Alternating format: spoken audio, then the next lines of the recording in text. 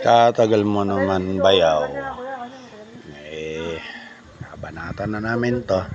Naku, wala ka naabutang bangos.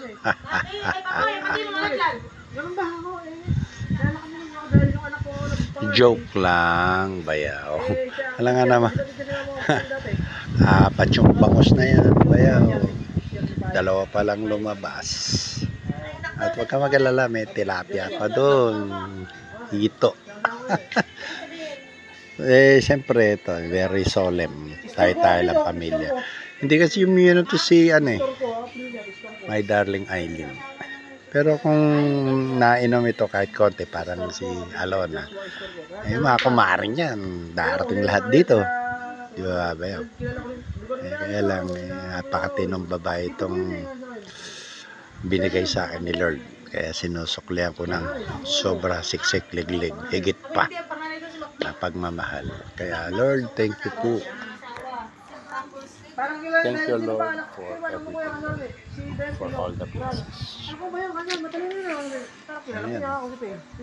Sibuyas po dito, pinamimigay na lang pagka talagang panahon na. Ayan, Diyos ko. Pasko pa rin sa tricycle ko.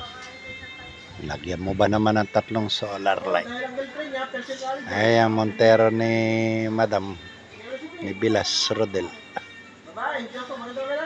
Simple lang ang mga pamilya Godoy. Walang kayabangan, hindi kagaya ng ibang pamilya. Makatikim lang ng konting sarap ay napakayaman na ng turing. Sabi nga sa Bible, stay humble, be humble all the time. Pag ibinababa ka ng tao, itataas ka ng Diyos. Amen? Amen. Sarap lumago ka. Parang gatas ng gatas ng usa. Usa pa talaga.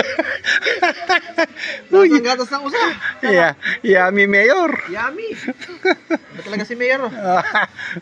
Mayor, pagdating ng eleksyon, nung ka mag-alala, hindi ka namin kalilimutan. Number 1, yung kayaban. Approve. Lapitan. Mahirap hanapin. Pag tapos na, tumama. Pag nanalo, magaling lapitan. Mahirap lapitan. Mahirap hanapin. Pag nanalo, mahirap na hanapin. Ganyan nga. Madaling lapitan si Mayor. Madaling lapitan. Mahirap hanapin. Madaling lapitan. Pag ito pala eleksyon. Pag lumabas na, mahirap na hanapin. Alright. Pag nanalo, mahirap hanapin. Kung nagtataka po kayo, wala si Bayo. Sinundo na si Madam Alona. Ayan. So sige po, mamaya naman ulit. Bye-bye.